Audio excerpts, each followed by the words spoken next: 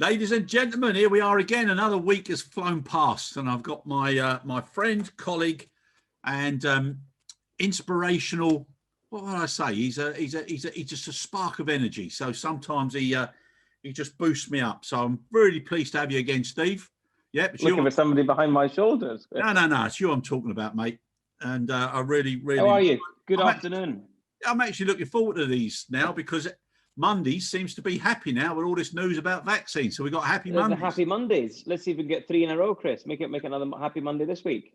Yeah, but it's fantastic, isn't it? I mean, it is good to see people now with a little bit of a positive attitude. There's so much going on now about vaccines and how the logistics side of the business is able to cope, which again is a shame that media and everybody, as soon as something good comes out, they find something bad to report or to put focus on. It's as if they're willing failure, which is such a shame. Well, yeah, good news doesn't sell newspapers. I don't think. I think they like a bit of dirt or a bit of spin or a bit of negativity. That seems to keep them going. It seems to have occupied them since March. Now there has been a lot of bad news, but when there is a little bit of light at the end of the tunnel, or we are seeing some progress being made in the space, the vaccination space. I think that should be the focus. And what I'm yet to see, I've seen 2 documentaries this week, which I refuse to watch either. Actually, so I tell a lie. I have not seen them. I saw them advertised, and I skipped straight through and went on to watch I'm a Celebrity or Gogglebox or something instead, which is far more entertaining than watching the sort of the negative reporting. One from Channel 4, one from the BBC around the failures of government since the COVID crisis began. I just think that there will be a time and place for that, as we've said before, Chris, but the time and place is not now.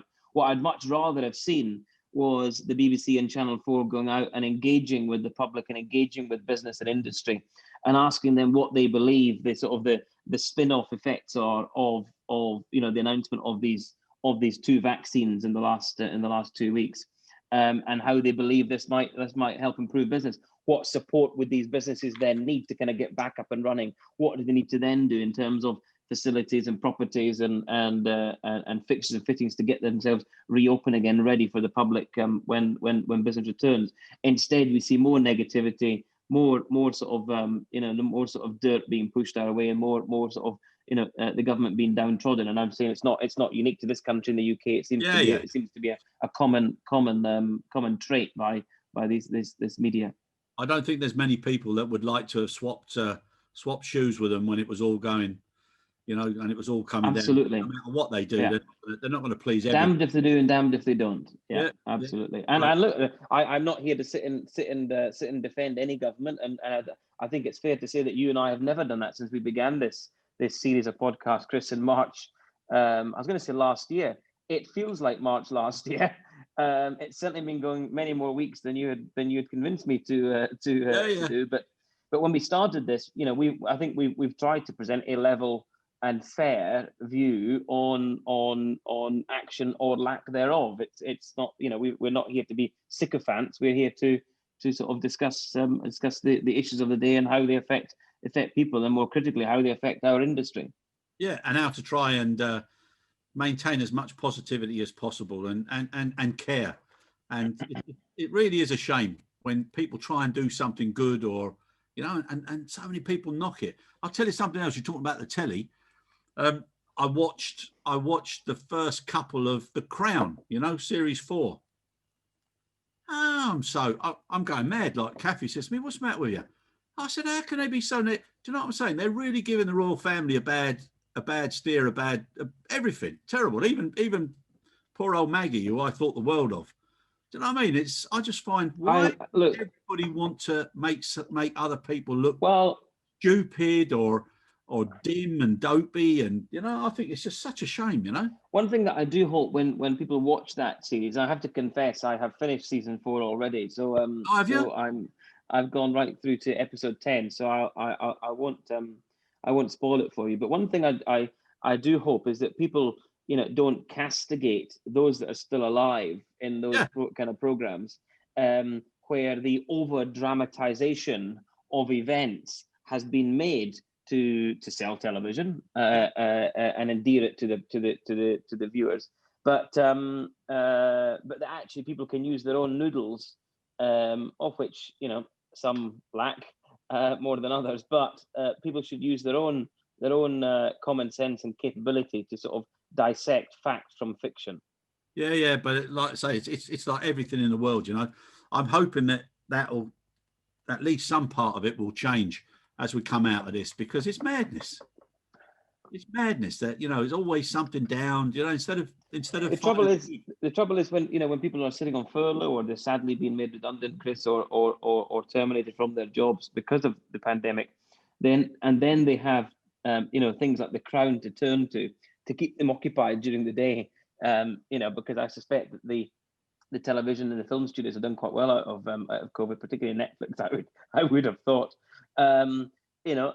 These people, are getting more negative sort of feeling around them, when actually what they want is something to kind of, pump them up. And upbeat, so I would rather be watching something like, is it Feed Me Phil, or all this kind of, sort of, what a Great British Bake Off. That seems to me to be much more uplifting than watching The Crown. Yeah, and I'll tell you, because I said to Kathy, I said, if you carry on watching, I'm going in the other room. I'll watch something else. One of the shows I have started watching, and I never thought I ever would, was Strictly Come Dancing.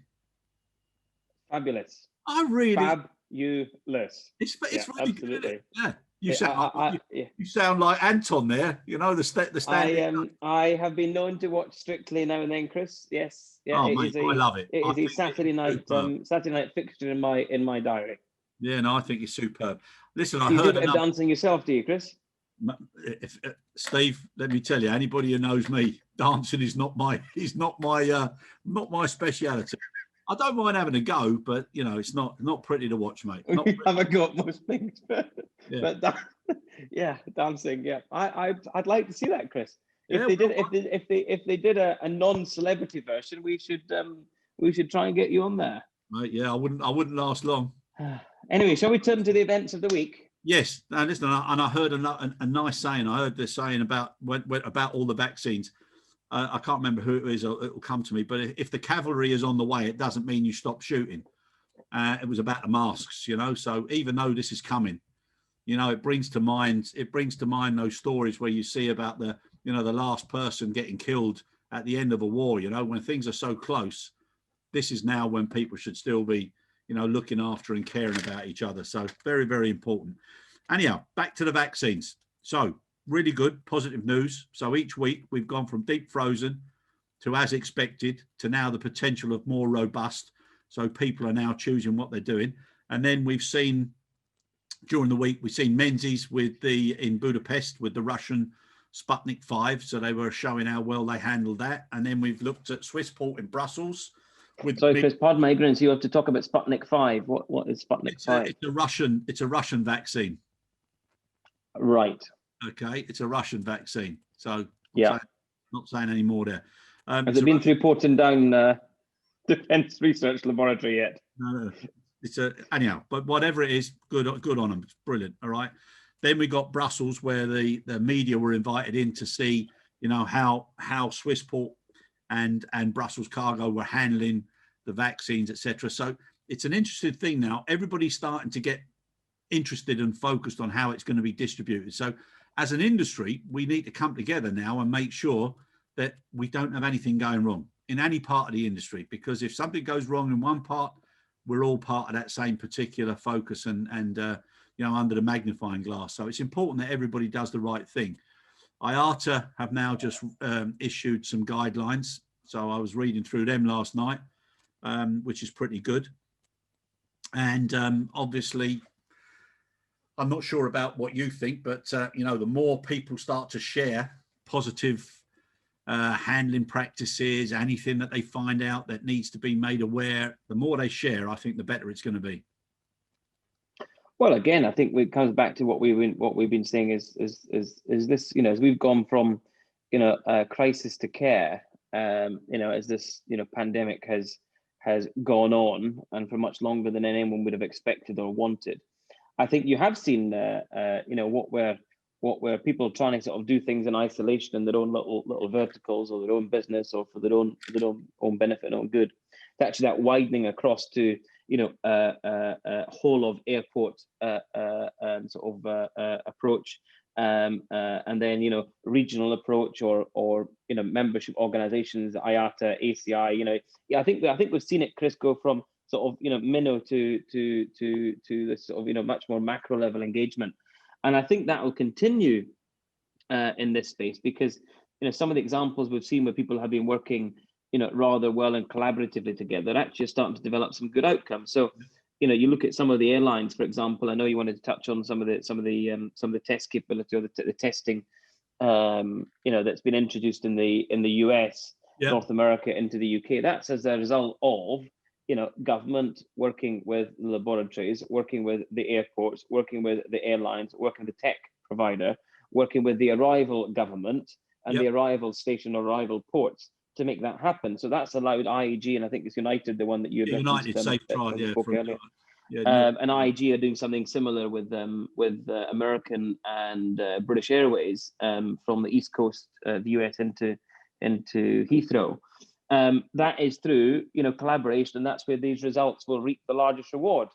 So when you look at something like the vaccine logistics, we need the smallest players in the industry, whether they be a forwarder, or they're the logistics operator, or the last mile operator, or the driver, or the one of the big 4PLs. We need all those component parts to come together to ensure that we are well versed and capable, and have not the competence, but have the capacity to do this. I heard just today, this afternoon, we're recording this at 5:30 p.m. on Friday evening. So for those in the UK, you'll know that there's a 5 p.m. Daily doom and gloom news briefing, normally by Downing Street, which has got some jumped up Secretary of State, along with a few advisors who have been very good at advising, how to be more negative than the previous day. However, today it appears that they're committing, Chris, to delivering to the adult population of the UK a COVID-19 vaccination by April, to all. Yep. Now, that's quite a mammoth promise that has been made. And if that promise has been made, that news came out before the press conference. And I know Matt Hancock was due to speak just 20 minutes ago in 10 Downing Street. But if that promise has been made, which is a big commitment to make, we bloody better sure. And when I say we, actually, I mean they down in Whitehall, just a mile down the road from me here. They better ensure their socks are well and truly pulled up, that they have engaged the 4PLs, that they've engaged all the vaccine companies in supporting logistics, and they've got the right plans in place. Because if they fail on that, Chris, can you imagine for a country that sits here in Western Europe, United Kingdom, the 5th largest economy in the world, if we fail to deliver on that promise that the health sector has now made to the British people, then what on earth can we say for the likes of the developing world in sub-Saharan Africa, for example, or in the Pacific Islands, or even in outback Australia? Some of these logistical challenges in delivering that is going to be mammoth. So we cannot fail here, because I think failing here is a precedent that then allows some others off the hook. Because if the UK can fail, some might say, well, that was typical bloody UK. They're useless at all this these days. There used to be great engineers in the 20s, 30s, 40s, 50s, but they're crap these days in the 2020s, which probably arguably part of that is true. But if the UK can fail, that then sort of gets others off the hook. I think that would be a wrong sort of message to propagate. Yeah, no, 100% agree. They've got, you're right. And that's why I'm saying the whole community now has got to come together to make sure it's successful, so everybody else can see success, and then the support from the successful ones to help success and gender success in the other areas. And then gradually, then everybody does well, because like the old saying, we're all safe when everyone's safe. And that's what's important. Absolutely. Yeah. Now, we also spoke about the security measures that are going to have to be involved, and also about, about fake piece of equipment, fake vaccines. There's going to be an awful lot of issues now that, people are going to have to be aware of as well, and not get caught up with, because it's such a shame that when you got such good news, you're still going to get people capitalizing on the negative side and the opportunities. Well, we've seen that with ventilators. We've seen it with PPE. We've seen it, these fly-by-night operators. We've seen it with intermediary consultants getting paid millions of quid to broker deals. My God, that was a good gig, huh? So, yeah, we needed, Skylight Aviation. We could have done with a couple of those, Chris, and we'd have been all right. But look, one thing that I've always put first is our integrity over everything else. Yeah. And you have to be completely scrupulous when you're engaging in these kind of or this kind of arena. So yes, there will be those people out there that want to sort of make good of a crisis. We've seen the false messages or the text message scammers that are out there around, people saying this, they're calling from test and trace or track and trace, whatever the hell they're called these days, track and trace, NHS England, and say, preying on the vulnerable, saying that you've got to self-isolate. And so then they know that the old dear or the old fella's at home on his own.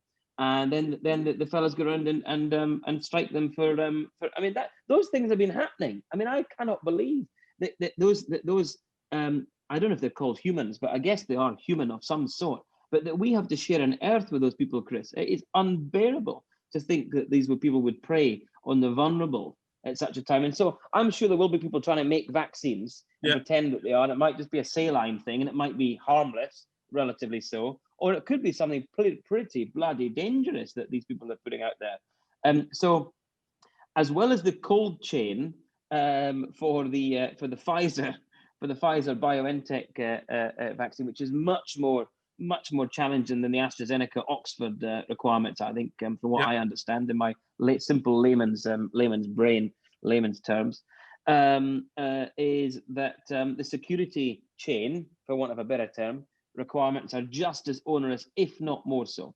Yeah, 100% agree. But it's amazing now how so many are starting to move forward. We're waiting for for these three, which are up there in everybody's mind. But like I said, you've got the Russian one that's already started to be distributed. You've got Turkish. They started to carry the Chinese vaccines to Brazil. The Sinovac or Sinofax or from Beijing to Sao Paulo. It's a long old distance, but it's all good. But there's so much of it going on that we need to keep on top of it. Now, our industry is great at innovation, and when push comes to shove, it brings out the best and brings out the agility and the resilience in the industry, which is something that I think we should all be also proud about and very positive. And something that caught my eye was the Alaska. The in-seat containers. So they've started to produce in-seat containers now, which is, it's great. And it's possibly something that's going to be around for a bigger part of this upcoming year. Well, I haven't seen that, Chris. That's news to me, but I'll certainly be looking this up afterwards. But I think I understand what you're talking about. Now, look, this is. I was having a conversation with a colleague yesterday, and one of the challenges that we've got is we were describing someone for one of our client airline customers. We were describing the effectiveness of good revenue management. Yeah.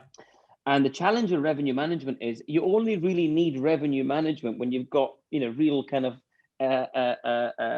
revenue generation to speak of. What I mean specifically is if you're selling 100, if you've got a demand for 181 seats, but you're only selling 180 seats, then you need to revenue manage to ensure that you get the absolute sort of optimum price curve as practically possible without suppressing or diluting the elasticity. If you've got 179 seats demand for 180 seats, then the value of revenue management is almost depleted in totality, because the ethos of the mechanism works around sort of getting some optimal level of revenue generation versus capacity available. If you're talking about something along that sort of ilk, where we know that we will have suppressed demand, going forward for quite some time. I mean, this is no silver or gold bullet, but vaccines are not going to, there's not going to be an immediate recovery of the vaccine. It'll take, well, even here in the UK, they're saying it'll take 6 months or 5 months to get 45 million adults vaccinated. Yeah. Seems pretty aggressive to me. I doubt that will be the case, my personal view, but I'm not worthy. Matt Hancock is the one making the commitment, not me. But if you do have that suppressed demand, Chris, and we do have seats available, and we can expect passengers to be paying a little bit more for their fares these days because there are far fewer people traveling, then in-seat containers or something that would allow cargo carriage, regular carriage in cabin would help actually in supporting the still very strong demand for cargo, but also going forward this mix that allows you to dilute your revenue base then actually gives you the opportunity to revenue manage the combination of in-cabin passengers and cargo. That I think is something that is really interesting. Actually, you've got me a little bit kind of excited a little bit about this now. But it makes an awful lot of sense, and it's Hyco Cabin Solutions that have done it with them, and good on them. But it also brings back old memories for anybody who can remember the old combis. They were a great mix. I think KLM, I'm just about to get rid of the last, the 744 combi. That's right. Yeah, I remember you had to remain on the aircraft, Chris, until the rear main deck, until the main deck cargo area had been offloaded, at least partially offloaded. You couldn't let the punters off in first class first because the thing might fall on its backside. It'd be a steep walk out. Yeah, no, that's amazing. It's amazing. Now, obviously, get jumped down the slide. Yeah, exactly. But and then we've still got some good and bad. So something that's come up good for British Airways because they've had a lot of knocks recently.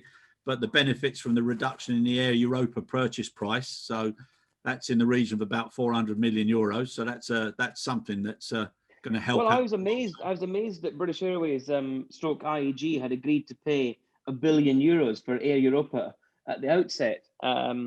That seemed to me to be very much overvaluing, Air Europa. Now, very good news for Globalia. I drove past their head office not so long ago.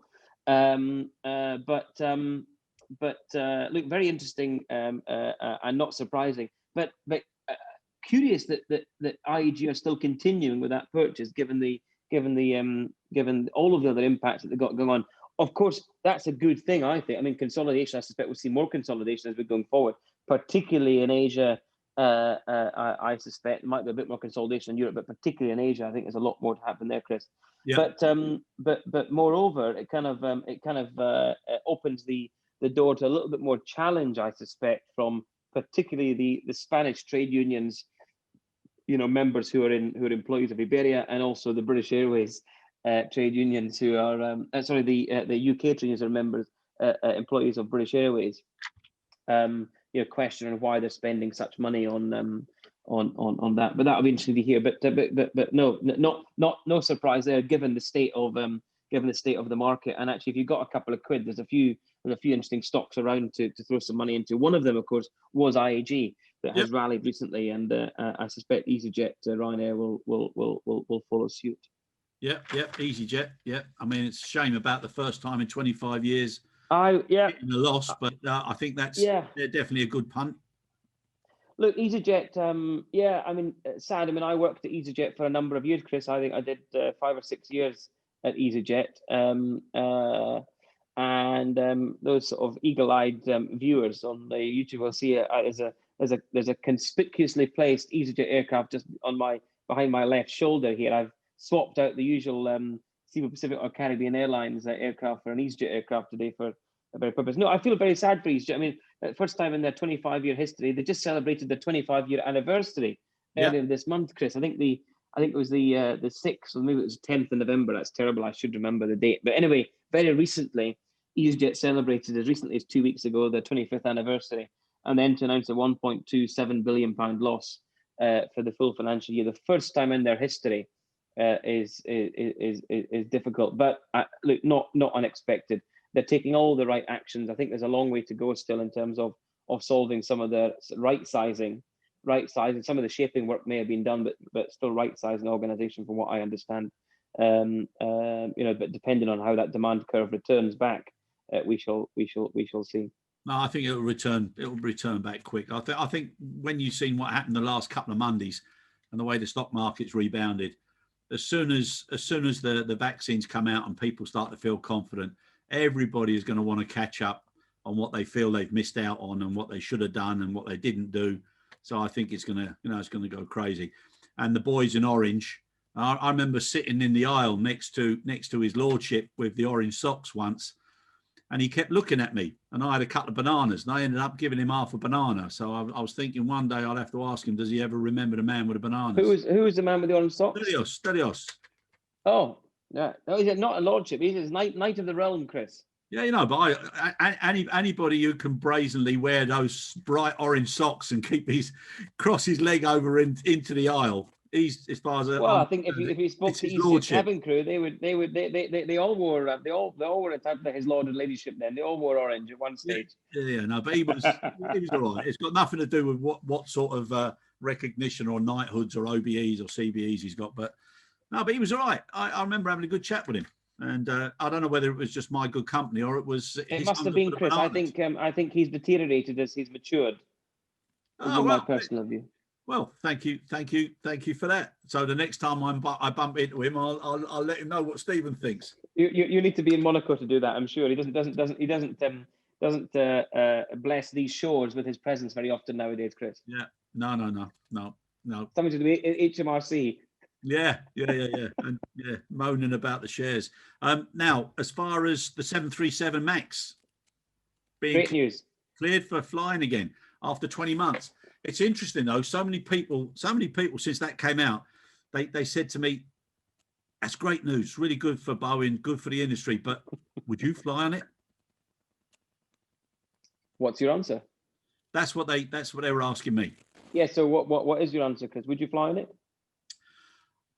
I never gave them an answer because I always feel if I say something. So can I push you for an answer now? Would that be unfair? To the wrong person. Would you push me for an answer now? Would I fly on it now? I think now I would. Yes, I would do the same. But I definitely, when all the furore was going on, and do you know what I'm saying? I would even look at what aircraft it was and try and be a little bit more careful as to which aircraft I was on. But I would do now because I think all of the testing and everything else that's gone through and the lessons learned, it's probably the safest time to get on the aircraft completely. Well, there was probably, even after the accident, I don't know what the risk incident rate was, but I suspect given how many MAX were out there and they're only, I say only, obviously for the tragic people that lost lives, it wasn't only, but there were only 2 fatal accidents. That said, any fatal accident never does an aircraft or an airline reputation much damage. I remember that vividly now, thinking back. The first one was it Garuda Indonesia, or it was Lion Air, I think, and it was Lion Air in Indonesia. And I remember thinking, I live in Malaysia for the most part, as you and most of our listeners know. And I remember at the time, the question actually not being about Boeing, the question being about the operator. Yeah. And how prejudiced the Western media was about an airline like Lion Air and how Lion Air was an unsafe airline. Lion Air had they drag up all these incidents that they can pull off the various websites and I just thought, what a lot of bollocks. Now there might be some question around standards historically in Indonesia, but I think the Indonesian government, the Indonesian regulator, the DGCA, have done a huge amount to improve the safety standards there. So much so that most of you know that the Garuda and others got themselves off the European Union banned list because they had been previously banned from operating the European Union. After the second accident, the same damn thing happened, Chris, when it was Ethiopian Airlines, an airline that I know you respect immensely, and I do as well. Because we both know Tewolde, the CEO, and we both know Busara Awal, the CCO, and I think these guys are run a pretty decent ship. Of any of the African airlines, I would much rather fly on Ethiopian than anybody else by a country mile. And again, the Western media attacked them. So finally, it wasn't until kind of Boeing came out and this unraveled. And I'm glad that Boeing had to go through this. Not because I'm not saying that sort of morbidly. People lost lives, and it was a bad episode for Boeing, and all these deliveries were deferred. Some could say maybe that was a bit of a saving grace for some of these carriers that would have all these aircraft sitting around now. But what it did do was it put the spotlight back into Boeing and a process that they undermined and that they accelerated and they should never have done. And the spotlight then thankfully and firmly came off Ethiopian Airlines, Indonesia, and Lion Air. And that for me was poetic justice. Yeah. And it's good now that there's more, regulatory criteria with safety and what they did and everything. And like you said, I know Too Old, and he's a cracking fella, and that must have really, really hurt him so badly as a human being. You could see it. He's such a nice fella. But yeah, so it's so it's good news again, and the more good news, the better. Now, Steve, coming back to something that we kicked off a couple of weeks ago. We elaborated a little bit last week. There was a bit of a technical glitch, but fair play to Charlie and Manuel. They need a good shout out for their persistence and their patience with regards to Skylight Care. But again, just to re-emphasize, the reason for it is, it's just to try and do something and give something back. So whether it's to help, whether it's to connect, whether it's to support, whether it's to provide possible opportunities, but also to link with other organizations who share that care purpose. And I'm pleased to say, quite a few people have been in touch with regards to some training providers are even considering for every course they get, they're going to offer a couple of course positions or seats free to somebody who's been displaced and has lost their job, which I think is fantastic. In fact, there's a couple of training organizations there. Some of the support platforms as well that are willing to now link in.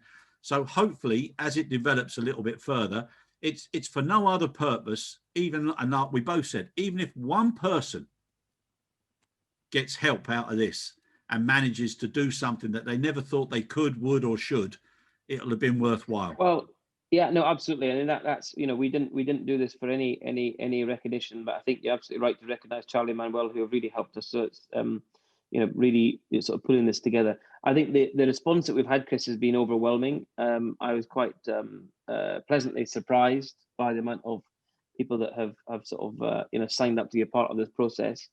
And I look forward to Skylight Care and the people in the organisation, the partners that we can bring on board, supporting them for as much or as little help and assistance that they want or indeed need.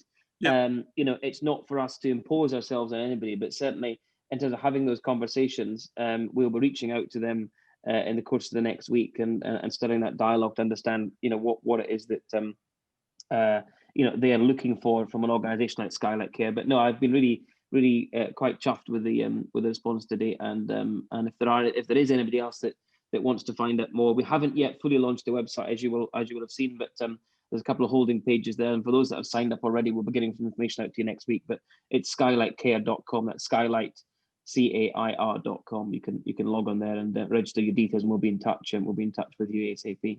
Yeah, and the interesting thing is, lots of people have called me and sent me a couple of messages, and even though they didn't log on or register, they were so pleased that there was an opportunity to talk to somebody about some of the things that have happened and what they were thinking about. And in some cases, they just want somebody to either endorse what they're thinking or what ideas they've got, etc., or to point them in a direction. And for anybody who's been in a position where they don't know where to turn to, sometimes it's nice to have somebody who just listens and just says, what do you think? And that's the right thing to do. So that's right. Yeah, absolutely. Caring. The more we all care, indeed, you never know when it's going to be necessary. So I think that's the most important thing. Stephen, is there anything else you'd like to bring up or you'd like to touch base on? Well, I remember, Chris, we had at one stage we were doing a domestic tip of the week. We were, and that seems to have fallen by the wayside. But this week I've had a chance in the evenings to do a bit of a clear out, and I'm looking for some assistance. Anybody that may be able to provide me with a domestic tip to unblock a shredder. To unblock a shredder? Yes. My shredding machine has packed up because I've obviously overloaded the blades, and now there's for want of a better term, a ruddy great jam. I'm not joking, sorry, but have you put water on it? I have not, no, Chris. Try. I was always taught in physics actually that water and electricity did not mix. Have I missed something? Was I in the wrong class? No. Obviously, don't have it turned on and don't have your finger in it at the same time, or don't take it into the bath with you or the shower. But no, but just to try the water, loosen up the paper. Thank you for that, Chris. I'll give that a shot. That's all I can think. At least I will say I will consider. I'll consider your tip. I might not give it a shot, but I will consider your tip. Thanks for that. On that note. Yep. Well, we'll see if anybody comes back with a tip for what to do with a shredder. I would strongly suggest you're going to have to get a bigger one. Thanks, Chris. All right. Take care. Look forward to seeing you next week. And Cheers, to everybody else who's listening, thank you very much. See you later. Cheers.